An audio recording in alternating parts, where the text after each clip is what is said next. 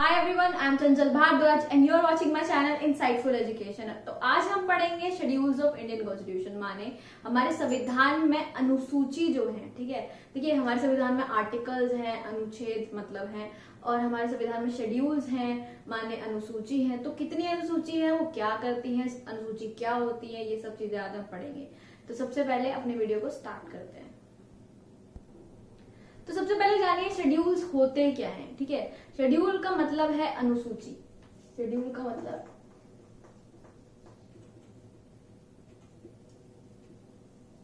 अनुसूची। ठीक है, हमारे संविधान में 12 अनुसूची है, माने 12 शेड्यूल्स हैं।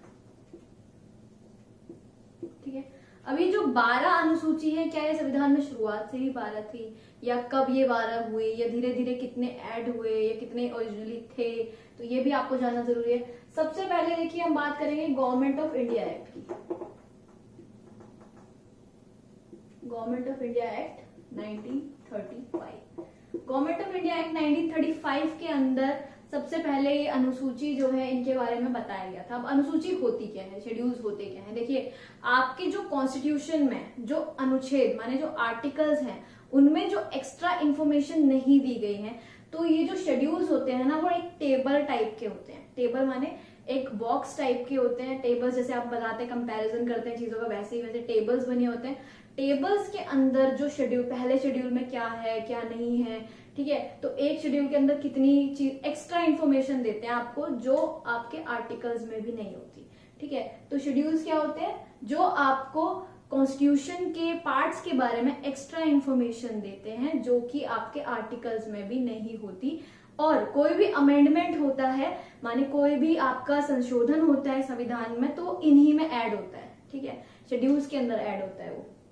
तो सबसे पहले मान लीजिए गवर्नमेंट ऑफ इंडिया एक्ट के अंदर 1935 में शुरुआत में हमें 10 शेड्यूल्स शुरुआत में दिए गए थे हमारे कॉन्स्टिट्यूशन के अंदर, कि जो 10 हैं वो शेड्यूल होंगे, 10 अनुसूचियां होंगी हमारे संविधान में, ऐसा प्रस्ताव दिया गया था। ठीक है, ओरिजिनली। लेकिन जब हमारा संविधान कब अडॉप्ट हुआ, देखिए आपको पता होना चाहिए 26 नवंबर 1949 को हमारा संविधान अडॉप्ट हुआ। ठीक है, उसको हमने अपनाया, तो तब हमारे पास संविधान में कितनी अनुसूचियां थी, तब हमारे पास 8 थी।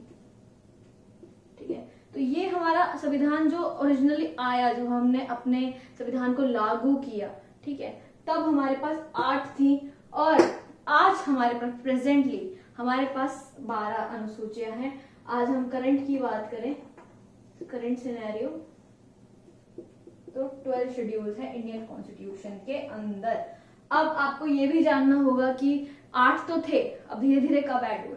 तो सबसे पहला जो 8 के बाद 9वां जो हमारा शेड्यूल ऐड हुआ था, तो ये इंपॉर्टेंट है, पहला अमेंडमेंट था, ये पहला अमेंडमेंट था। ठीक है, पहला संशोधन हुआ था संविधान में 1951 में, ईयर भी मेंशन कर देती हूँ, 1951 में पहला संशोधन हुआ था। ठीक है, तो ये 9th शेड्यूल तब ऐड हुआ। अब हम बात करते हैं हमारे 10th शेड्यूल की। 52nd अमेंडमेंट 1985, 52nd अमेंडमेंट हुआ था 1985 में, तब हमारा 10th शेड्यूल उसमें आया था। अब हम बात करते हैं 11th और 12th शेड्यूल, ये दोनों साथ में आए थे, आपको पता भी होगा। हमारे 73rd और 74th अमेंडमेंट 1992 में, ठीक है, ये हमारे आए थे 1992 में 73rd एंड 74th अमेंडमेंट के अंदर। ठीक है, और ये हमारा आपको पता भी होगा बहुत इंपॉर्टेंट अमेंडमेंट है, इसको स्टार मार्क कर लीजिए। क्यों? क्योंकि ये है हमारा पंचायत और म्युनिसिपल कॉर्पोरेशन से रिलेटेड अमेंडमेंट। बहुत ही सारे पेपर्स में पूछा जाता है, जितने भी आपको पेपर्स पूछे जाएंगे, यहाँ तक कि मैंने इंटरव्यूज भी दिए हैं, उनमें भी पूछा गया है मुझसे ये। तो आपको ये पता होना चाहिए इसका ईयर, कौन सा अमेंडमेंट था, इसमें क्या मेंशन है। तो इसमें ग्राम पंचायत और म्युनिसिपल कॉर्पोरेशन मेंशन है। बाकी हम हर एक शेड्यूल को भी डिटेल में पढ़ेंगे, तो एक एक करके सारे शेड्यूल को डिस्कस करेंगे। फिलहाल ये इन्फॉर्मेशन आपके लिए जानने वाली थी। और शेड्यूल क्या होते हैं आपको पता होना चाहिए। शेड्यूल आपके कॉन्स्टिट्यूशन में वो एक्स्ट्रा इन्फॉर्मेशन देते हैं, टेबल्स के फॉर्म में होते हैं, ठीक है, जो आपके आर्टिकल्स में नहीं होती। और दूसरी चीज ये कि कोई भी अमेंडमेंट माने कोई भी संविधान में संशोधन होगा तो सबसे पहले हमारे शेड्यूल में ऐड होगा, ठीक है, उसके बाद वो अमेंडमेंट जो भी उसके डिटेल्स हैं वो उसके आर्टिकल पे जाते हैं। तो ये हमारा बेसिक इसका डिटेल है, इसके बारे में हम डिटेल में पढ़ लेते चलिए। So first schedule of constitution से शुरू करते हैं। फर्स्ट शेड्यूल ऑफ कॉन्स्टिट्यूशन हमारा क्या बात करता है, क्या बताता है, क्या क्या इसके अंदर है, इस टेबल में क्या है। तो क्या है इसमें, यूनियन टेरिटरीज और स्टेट्स के बारे में, इंडिया के जितने भी यूनियन टेरिटरीज और स्टेट्स के बारे में, ठीक है। अब आपको ये भी पता होना चाहिए कि यूनियन टेरिटरीज और स्टेट्स में फर्क होता है, वो सबको पता होगा, ठीक है। ये मैंने बता भी रखा है, एक वीडियो में शूट भी कर रखा है सब कुछ डिटेल में। Then list changes. अब इसमें और क्या होगा, इसमें और होगा कि अगर देखिए किसी भी यूनियन टेरिटरी में, किसी भी स्टेट के बॉर्डर में कोई भी चेंज होता है, किसी भी टेरिटरी में कोई चेंज होता है, तो वो भी हम इसी के अंदर डिस्कस करेंगे। फर्स्ट शेड्यूल हमारा इसी बारे में बात करेगा। अगर कोई भी चेंज होता है किसी भी बॉर्डर में, किसी भी स्टेट के बॉर्डर में, किसी भी यूनियन टेरिटरी के बॉर्डर में, अब कोई भी change regarding the changes in border, दूसरा ये हो गया इसका पॉइंट। देन तीसरा क्या ये लिस्ट करता है, ये तीसरा इसमें है, और इसका ये है कि कोई भी ऐसा कानून होगा जो भी स्टेट के बॉर्डर या टेरिटरी में चेंजेस को लेकर डील करेगा, माने कोई भी अगर ऐसा कानून बनाया जाएगा जिसमें कि स्टेट बॉर्डर्स या फिर किसी भी यूनियन टेरिटरी के बॉर्डर को चेंज करने की बात की जाएगी, तो वो फर्स्ट शेड्यूल के अंदर उसमें अमेंडमेंट होगा, ठीक है। अब ये कौन कौन से आर्टिकल से रिलेट करता है ये शेड्यूल, आर्टिकल 1 एंड आर्टिकल 4, माने अनुच्छेद 1 और अनुच्छेद 4 में फर्स्ट शेड्यूल के बारे में डिस्कस डिटेल में किया हुआ है। देन आपको एक और चीज पता होनी चाहिए कि देखिए कोई भी मैंने आपको बोला कोई भी स्टेट बनेगा, किसी भी स्टेट की बॉर्डर्स चेंज होंगे, किसी भी चीज का मतलब कोई भी चीज ऐड होगी उस स्टेट में, कोई चीज निकाली जाएगी, कोई भी न्यू स्टेट फॉर्म होगा, कोई नई बाउंड्रीज डिसाइड होंगी, तो वो सबसे पहले कहाँ आएगा, हमारा फर्स्ट शेड्यूल में अमेंडमेंट दिखाई देगा। तो इसी से रिलेटेड पहला अमेंडमेंट कब हुआ होगा इसमें, ठीक है, कब हुआ होगा, जब पहला स्टेट बना होगा। तो कब बना था ये भी मैंने डिस्कस किया हुआ है। आंध्र प्रदेश बना था पहला स्टेट, कब बना था, 1956 में बना था। कौन से कॉन्स्टिट्यूशनल अमेंडमेंट में बना था, 7th कॉन्स्टिट्यूशनल अमेंडमेंट। जब पहला स्टेट बना तभी फर्स्ट शेड्यूल के अंदर पहला अमेंडमेंट हुआ, लेकिन वो पहला अमेंडमेंट मैंने आपको बता दिया कब हुआ था। जो पहला अमेंडमेंट एक्चुअल में कॉन्स्टिट्यूशन में हुआ था वो हुआ था हमारा 10th शेड्यूल को ऐड करने के लिए, ठीक है, 9th शेड्यूल को सॉरी ऐड करने के लिए। लेकिन यहाँ हमारा 7th कॉन्स्टिट्यूशनल अमेंडमेंट हुआ है, पहला स्टेट बना है, कौन सा, Andhra Pradesh. 1956 state reorganisation commission के बारे में मैं पढ़ा चुकी हूँ, जाकर वीडियो को देख लीजिए, ठीक है। तो ये हमारा हो गया फर्स्ट शेड्यूल, जो कि हमारा स्टेट और यूनियन टेरिटरीज में से रिलेटेड लॉ से, उनके बॉर्डर चेंजेस से और उनके बारे में जितने भी डिटेल्स है उससे डील करेगा। अब हमारा सेकेंड शेड्यूल आ जाता है। सेकेंड शेड्यूल में क्या होता है, जितने भी गवर्नमेंट ऑफिस होल्डर पोजीशंस हैं, ठीक है, जितने भी गवर्नमेंट ऑफिस में leaders, deputy chairman, chairman, president, ठीक है, और हमारे राज्यसभा के स्पीकर, राज्यसभा के चेयरमैन, डेप्यूटी चेयरमैन, हमारे लोकसभा के स्पीकर, डेप्यूटी स्पीकर, ठीक है, chairman and deputy chairman of legislative councils of Indian state, speaker and deputy speaker of Lok Sabha, मतलब जितने भी हमारे ऑफिस होल्डिंग पोजीशंस है गवर्नमेंट, सेंट्रल गवर्नमेंट के अंदर टॉप पोजीशंस, ठीक है, उनके सारे प्रोविजंस किससे रिलेटेड, एम्यूलमेंट से रिलेटेड, प्रिविलेजेस से रिलेटेड और अलाउंस से, माने उनकी पे स्केल, उनके जितने भी उनको प्रिविलेजेस दिए जाएंगे गवर्नमेंट ऑफिस होल्डर होने के नाते, और जितने भी उनकी सर्विस पे, ठीक है, जो भी उनकी होगी, वो सब किससे, उन सब से रिलेटेड प्रोविजन किसमें आएंगे, हमारे सेकेंड शेड्यूल में, ठीक है। ये आपको दोबारा से मैं समझा देती हूँ। इसमें जितने भी हमारे गवर्नमेंट ऑफिस के हेड होंगे, ठीक है, जैसे कि president of India, governors of Indian state, chairman and deputy chairman of Rajya Sabha, speaker and deputy speaker, speaker of Lok Sabha, then chairman and deputy chairman of legislative councils, speaker and deputy speakers of legislative assemblies, ठीक है, supreme court जजेस, high court जजेस, controller and auditor general, ठीक है।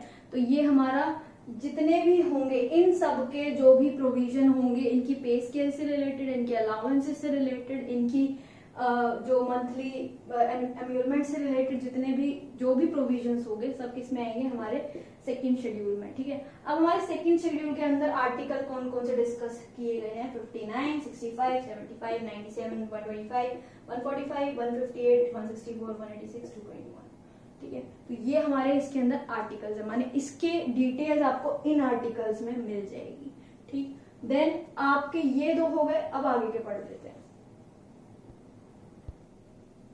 So third schedule of the constitution की बात करते हैं। Third schedule of the constitution बात करता है जितने भी हमारे ओथ्स एंड अफर्मेशंस की, माने जितने भी हमारी शपथ होती हैं जितनी भी तरह की, ठीक है, वो जैसे यूनियन मिनिस्टर्स की शपथ हो गई, ओथ हो गई, पार्लियामेंट इलेक्शन में कैंडिडेट्स को जो ओथ लेनी होती है, ठीक है, पेपर साइन करने होते हैं। देन मेंबर्स ऑफ पार्लियामेंट जितने भी एमपीज होते हैं उनको जो ओथ लेनी होती है।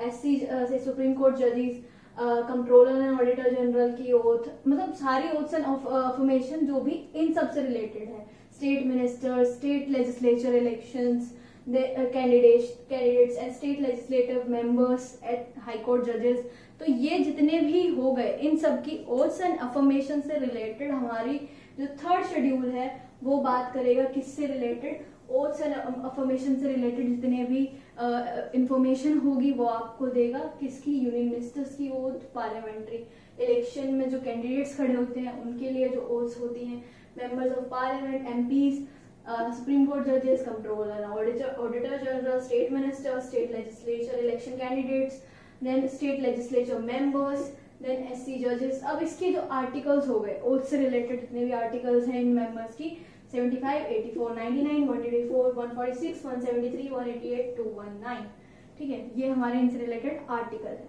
अब हमारा फोर्थ शेड्यूल क्या कहता है? फोर्थ शेड्यूल जो है इसमें हमारा है राज्यसभा की सीटें, हर स्टेट को कितनी सीटें जाएंगी, ठीक है।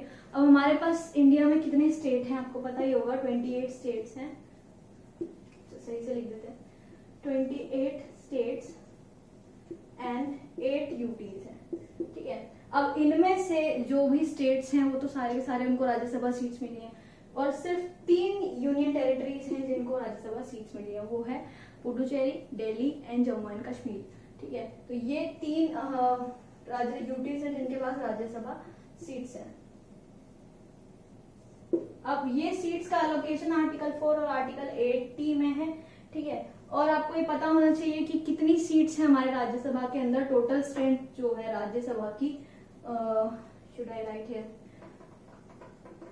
राज्यसभा की टोटल स्ट्रेंथ है 250, जिसमें कि 238 मेंबर्स जो होते हैं वो स्टेट्स से चुनकर आते हैं और 12 मेंबर्स को प्रेसिडेंट नॉमिनेट करते हैं, नॉमिनेटेड बाय द प्रेसिडेंट। लेकिन अभी जो प्रेजेंट स्ट्रेंथ है वो 245 की है, ये प्रेजेंट स्ट्रेंथ है 245 की, जिसमें से कि 233 मेंबर्स जो होते हैं, 233 मेंबर्स जो हो गए हमारे वो चुनकर आते हैं स्टेट से, और हमारे 12 मेंबर्स नॉमिनेटेड होते हैं, ठीक है। तो ये हमारा राज्यसभा का फॉर्मेशन और इसकी seats allocation. Then fifth schedule of the constitution में क्या है, ये हमारे जितने भी शेड्यूल एरियाज और शेड्यूल ट्राइब्स, माने अनुसूचित क्षेत्र और अनुसूचित जनजाति से रिलेटेड जितने भी हमारे लॉज बनेंगे, जितने भी इंफॉर्मेशन होगी, हमारे जितने भी प्रोविजंस होंगे सब फिफ्थ शेड्यूल के अंदर है। इसका आर्टिकल है 244। अब आपको ये पता होना चाहिए शेड्यूल्ड एरिया क्या होता है। शेड्यूल्ड एरिया जो ऑटोनोमस एरिया होता है, ठीक है, एक जहां पर शेड्यूल्ड ट्राइब्स रहते हैं, हमारे इंडिजिनस लोग, जितने भी हमारे बोला गया है जो हमारे भारत के नेटिव पीपल होते हैं उनको शेड्यूल्ड ट्राइब्स बोला जाता है। तो उनको ये जहां रहेंगे उस एरिया को शेड्यूल्ड एरिया बोला जाएगा, और ये मोस्टली ज्यादातर शेड्यूल्ड ट्राइब पॉपुलेटेड एरियाज होते हैं, फेडरल एंड ऑटोनॉमस एरियाज होते हैं, ठीक है। तो ये हमारे थे 5 शेड्यूल जो आज हम इस पार्ट 1 में डिस्कस करें। इसका नेक्स्ट पार्ट हम जल्दी ही अपलोड करेंगे, तब तक के लिए बने रहिए हमारे साथ। Thank you so much for watching.